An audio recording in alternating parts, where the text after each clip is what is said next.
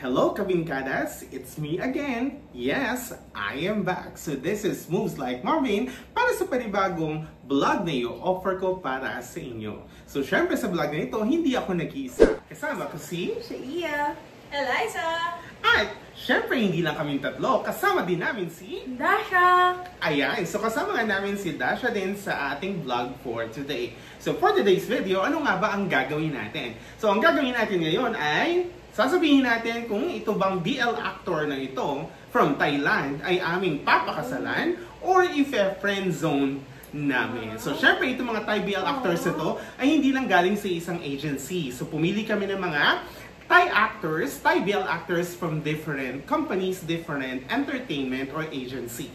Okay? Pero sa version na ito, ang aming gagawin muna ay nakafocus kami sa mga kanilang role ay bottom in their series. Okay? Kaya kung ready na kayo Kabinkadas, so please do stay tuned to this channel and please do enjoy!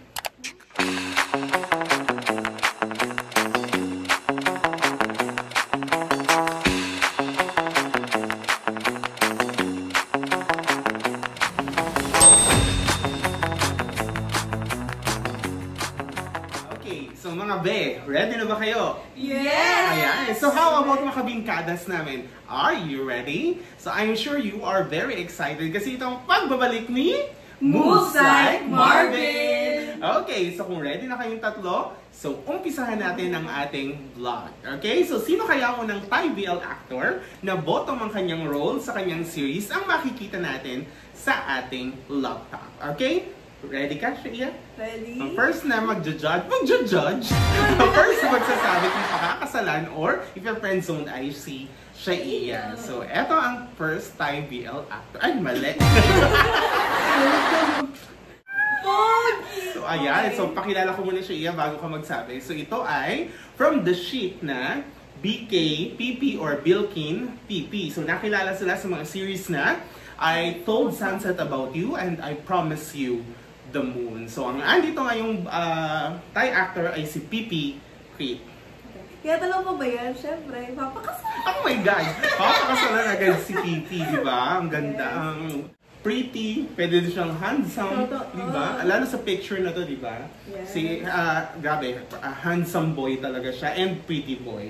Okay, so next tayo, Eliza. Hindi, for me, totropahin. Dahil pareho kami Totropahin? Or friend zone? Pareho kami Latina. Friend zone, hindi totropahin. Friend Friend zone. zone. Okay, friend zone daw niya si PP. Pero kilala mo si PP, right? Yes! I'm sure napanood mo na din si PP, right? So Yes. later interviewin kita about yan. So Dasha. Friend zone. Friend zone daw si PP. Bakit? Bakit? Hinihintay akong iba. Sino kaya ang hinihintay? Wala dyan si Robin Angeles, Uy! Pinoy yan. Pinoy. Thai BL actor ang focus natin. So, syempre ako naman. So, syempre, ano ang aking magiging husga? Husga! So, papakasalan ba o i-friend zone? So, feeling ko, i-friend zone ko si PP kasi feeling ko mas maganda siyang kabarkada, okay? Kasi feeling ko matutulungan niya akong maging passionista din. Kasi isa yan sa mga gusto kong matutunan na maging isang passionista. In which makikita mo sa mga post ni PP sa kanyang IG post na talagang isa siya sa mga dapat tinitignan natin when it comes to fashion statements. Agree? Ayan. So, susunod. Ayan. So, ang next natin ay from the sheep na Boss Noel. Nakilala sila sa series na Love in the Air or Lita and also The Boy Next World. Ayan. So, syempre, ang character o ang actor na nasa harap namin ngayon ay si Noel. Noel or Noel? So, please do comment down below ano nga ba ang tamang pronunciation ng kanyang pangalan. Noel or Noel. Okay? So, punta tayo ngayon kay Eliza, kay Dasha. Ano ba yan? Kasi pagbabalik, kinakaba. Okay, Dasha. Totropa. Ayan, Friend totropahin zone. natin. Friend zone. Alam niyo na. So, hinintay na naman siya. Ayan, so, napaka-pretty. Nakakakaba. Nakatingin siya sa atin. Parang sa akin lang. Kapal, ang kapal. Eliza? Like, for me, feeling ko papakasalan. Like, sobrang bagay kami. Like, sa successful Actually, you know what? Fun fact, si Noel ay hindi lang siya Thai. Siya ay Korean Thai. Wow! May Korean siyang blood. Ayan. Kaya ganyan ang kanyang aura, di ba? May pagka-K-pop siya. Di ba? Ang pretty boy. How about you, Shea?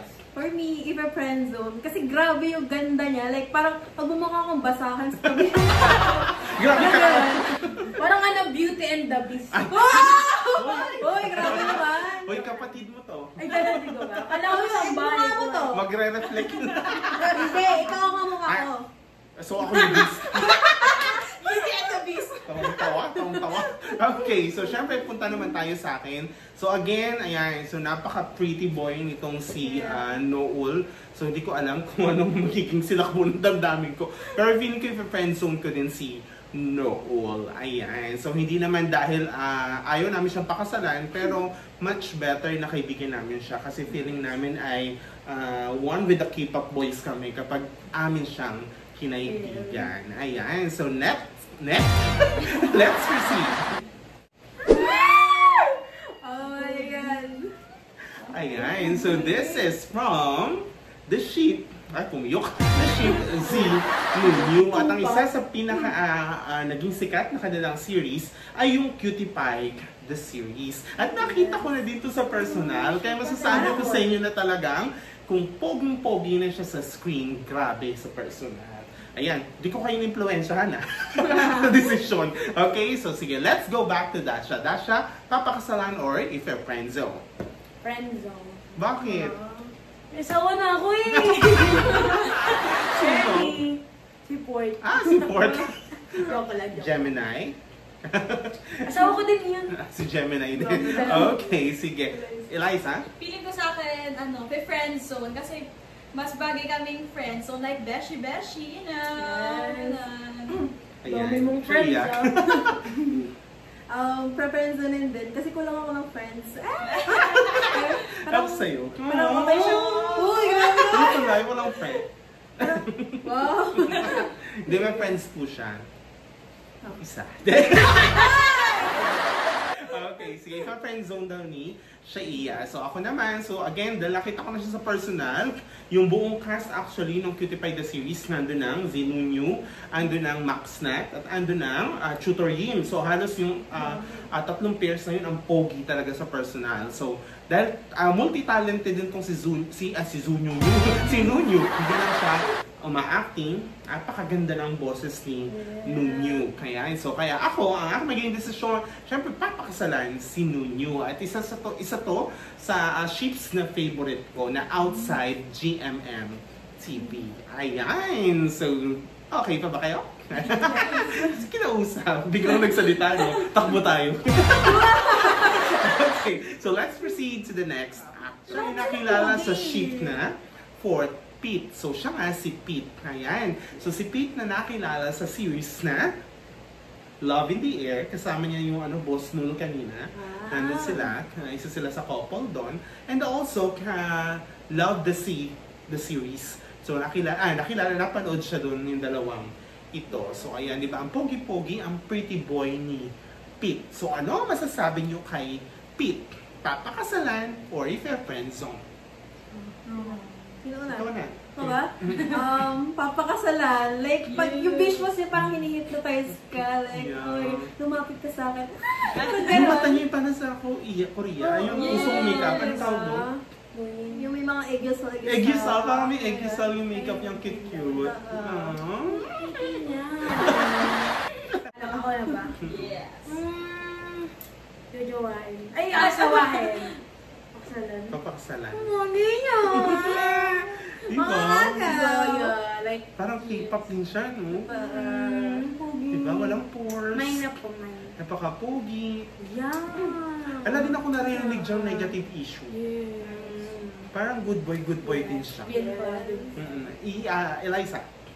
For me, papakasalan, adik ako sa Wattpad. Parang siya yung mga nai-imagine ko sa Wattpad. Yeah, parang vampire. Yung atake. Parang siya yung mga Iba. leads, sa mga vampire sa Wattpad. Yes. Anime.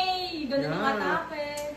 Pogi, right? Yes, So ako ayun, din, right. ayan. So kita-kita naman sa visuals, magaling din siyang umacting. Ayan, so ala din ako naririnig ka ng mga negative issues, kaya mukha siyang good boy talaga. So syempre, ang aking husga na naman, ang aking masasabi ay papakasalan natin si Pete. Ayan, kayo ba? Papakasalan niyo din? Manahimik na kayo.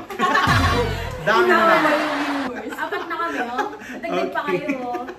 Ayan, so ang Yin War nga ay nakilala sa mga series na Love Mechanics at yung katatapos lang na Jack and Joker. And also nakilala din natin sila dun sa The Best Story na yun yung sinasabi ko kanina na ayun, akala ko ay happy ending. So naging sad ending pa kasi hindi sila nagkatuluyan. Ayan, so kung ano yung sinasabi ko, panoorin nyo yung mga series na ito. Okay, so actually yung Love Mechanics, ang sakit-sakit din nun eh. So, buti na lang nag-end up sila together. Okay, so again, Yin War po ito. Ang nasa harap natin ay si War. Ayan. So, ano masasabi niyo kay War, Eliza? For me, papakasalan. Para siyang si Yang ng mga sa drama. yes. Tapos, agawin ko siya kay Gio. Hoy! Anong agaw magaganap? Maagaw kaya. Wow! Hindi, syempre. Naka-lock, naka-zip, naka-sealed. Okay, kaiya. Pa-friendzonin. Baka madami lang kong sila sa asawa ko. Pero gusto ko din siya jowain. Jowain, ganun. Jowain. Pero soon, papakasalan. Yes! Jowain. Dasha. Jowa muna. Friendzone. Kasi Friendzone. hindi ko siya masyadong kilala. So, magkakaibiganan ko muna, tapos tsaka ko papakasalan. Ayan, so ako naman, si War naman, nakilala ko siya as, ano din siya, dog person. Ayan. bagay And yan also, eh. hilig din niya ay pottery. Yung gumagawa ng ano, yung Mahilig siya siya. yung sinisipang gano'n, tapos gumagawa ng clay, okay. tapos nagmo-mold Ah, ng mga yes. ano. Mga ano. Oo. Nakikita ko yung IG niya na ano siya, gumagawa ng ano niya, pottery made out of clay. So grabe, lalong lumalakas yung appeal niya doon na parang ang peaceful ng aura niya, diba? At lalong pumupogi. Kaya actually ang daming fans ng Yin War din. Dahil sa ano nila, grabe yung ano nila, no negative publicities, no negative issues. Diba? Pero ngayon layag na layag pa rin ng Yin War. Ayan. So ako, si War, aking siyang papakasalan. Kasi Yes. gusto ko din ang kanyang attitude, personality, at ang kanyang mga interests. Okay, so let's proceed to the next actor. So ang nasa harap nga natin ay galing sa ship na Max Nats. So si Nat ang ating nasa harap. So nakilala ang Max Nats sa mga series na War of Y, Cutie Pie the series. So, ayan. So, as per research, nandito din sila sa Close Friend, Why Destiny. So, Why Are You daw? Nandito sila. You Never Eat Alone. Naughty Babe, ayan. So, alam kong andyan sila. And yung Two Worlds, nakatatapos lang na series ng Max Nat. Okay, so anong masasabi natin kay Nat? Dasha? Tatropahin. Tatropahin. Friendzone. Kasi nakikita ko sa niya, sa image niya yung good friend, yung friend na maprotektahan ka, yung green flag, yung magbubitbit ng bago. Pawain nila sa akin yan. Sige, sa'yo na sa'yo. Ako muna. Sige. Okay, yan. So, nung nanood ako sa Cutie Pie the series, dahil nandun nga ang Max Nat, isa siya sa pinakamagigiliw na actors that time, na artist nung fan meet. So, talagang nagtatry ng best siya din mag-English. Ayan, just to connect and communicate with the fans. Kaya tuwan-tuwa din ako kay Nat noon. Though, para siyang keychain. Maliit lang kasi si Nat. So, para siyang pwede mo ilagay sa bag, gawing keychain. Labubunat. So, sobrang cute ni Nat. And also, ayun ang positive ng aura ni Nat. Ayan. Siyempre, mama ko sa Ay, di ko pala sinabi, katropahin. Ay, hindi. Hindi siya friendzone. Sige, ikaw. Ate, ako na lang siya, papakasalan. Parang Go. siya yung type na i-spoil ka, alagaan ka, mamahalin ka sobra-sobra. Mayaman yan, si Nat. Diba? O, tama, diba? Kaya bagay kami. Okay, Eliza. For me, friendzone. Hayaan lang si Ian, tsaka si ano. Sige, Thank go you, na sa thank inyo. you. Friendzone. Papakasal na kami. Yes. Pero ang cute niya, no? Yes. Sa personal, ang ano siya, wala din siyang pores. Parang kami cute. Napakakinis. Like, Hindi siya galing sa GMM TV, pero galing siya sa Dumundi TV. Dumundi TV, Dumundi Agency or Entertainment. So ayan, so siya si Yim. Galing siya sa ship na Tutor Yim na nakilala din sa series na Battle of the Writers. And sabi ko nga kanina, Cutie Pie the series. Cutie Pie to You, Crush on You, Our Winter, and The Middleman's Love. So ito yung mga naging series ng Tutor Yim. So ano masasabi natin ngayon kay Yim na isang ano din, cutie boy? Dasha? Friend zone. Bakit? Kasi mukha din siyang the best na maging friend. Kasi ang cute niya sobrang soft. Okay. So, friend zone. Friendzone. Okay, siya. Ano ba yan? Papaksalan. Parang ano niya, green flag na pagsilbihan ka. Parang bibigay sa'yo lahat. Smiley boy siya, kaya Diba? nakakaano din siya. Oo, parang siya yung magpapag-uwi ka na bahay, mawawala agad yung pagod mo. Diba? Makita mo lang yung ngiti. Actually, di ba yung isa sa pinakamaganda sa kanya yung smile niya? Pero you know what, yung pangalan niya na Yim ay katunog sa Thai na smile. Ang ibig sabihin ay smile, Yim. Ayan, so di ba, ang ganda ng smile, tapos Yim pa yung pangalan niya. Right? Eliza. For me, friend zone, like, feeling ko pag nakikita ko siya, ang gaan-gaan. Like, ang sarap niya yakapin. Yun yung natami. Yeah, ako din. Ako naman, dahil nga ano siya, positive yung aura niya sa akin, di ba? Good boy. And ang ganda din ng chemistry nila ni Tutor. Diba? Pag napanood ko yung vlogs nila, ang ganda din ng chemistry nila together. Tapos yun nga, yung smile niya, ang nakakaano talaga, nakaka-attract sa The world atin. is healing. Yeah, di ba? So ganyan yung gusto mo kasama lagi, di ba? The world is heavy na, stressful na yung labas. Pero kung siya yung kasama mo, pag uwi mo, yung i-smilean ka. Di ba? Parang pahinga mo, gano'n. Yeah, that's the word. Yung pahinga. Siya yung magiging pahinga mo. Okay, dahil dyan, pakakasalan ko si Yim. Okay, pasensya na Tutor. Kailangan lang to for the vlog. Okay. Ang susunod naman natin ay nakilala sa ship na Moss Bank. Ayan, so ang nasa harap natin ay si Bank. Ang Moss Bank ay nakilala sa mga series na The Big Dragon series, and also ay Sunset. ayan, nakilala sila sa Sunset Vibes. So ayan, so nasa harap na natin si Bank na napaka-clear skin. Diba? Ang puti-puti, ang pogi-pogi. So ano masasabi natin kay Bank? Eliza? Papakasalan. Napakasalan. Ako-ready na ako, naka-quote na. Nakating ka sa akin. Yeah. Nakakit ako. Papakasalan talaga. Siya. Papakasalan din. Like, it's giving birth and vibes of 17. Tapos parang green flag. Parang visuals, parang inahatap ka. Gano'n. Diba? Dahil nasabi mo si Berno, nagbago yung decision. Papakasalan ko. Kasi siya yung tipong aalagaan ka talaga. Kaya, tatanggi pa ba? Di ba? Wala pa kasaan ka. Ayan, so mukhang actually hindi naman siya talaga pure Thai. So may iba pa siyang lahi aside from being a Thai. So kaya siguro ganyan din ang ang naging produkto. Ayan, sobrang pogi, sobrang puti, sobrang poreless. Sobrang poreless. At you know what? Gusto ko din yung pag magkasama yung Moss Bank. Grabe yung nila.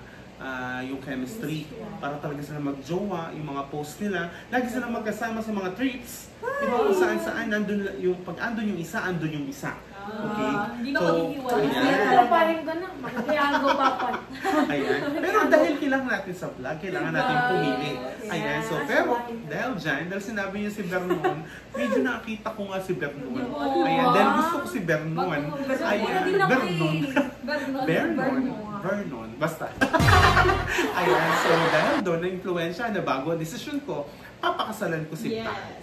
Ayan. You agree? Dapat pag-agree kayo. Ayan. Agree ba kayo, netizens? Kabinkadas?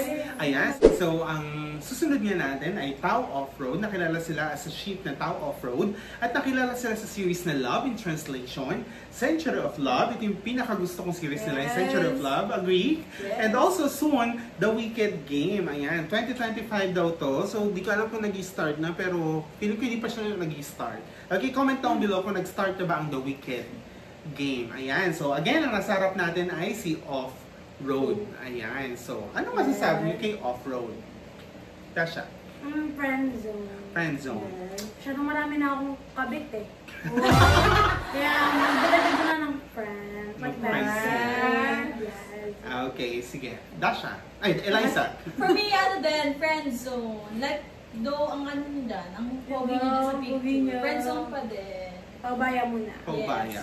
Okay. Kung para sa akin, papaksa lang ko yan. Pero kasi sobrang bagay sila ni Tao. Like, oh my God. Pero di na ako hanggang sa love story nila. Ako sila na lang. At, di ba, yung mga vlogs na together, grabe. Grabe chemistry nila. Chemistry nila, grabe yung Kaya care paubaya nila. na talaga eh. Care nila sa isa't isa. Sige, magpapaubaya na din ako kay Tao. Friends mo na. Kaya, so sa Tao off-road, sige, kay Tao ka na. Yes. So if your friend zone ko muna si off-road. Pero you know what, si off-road ay okay din siya, good boy.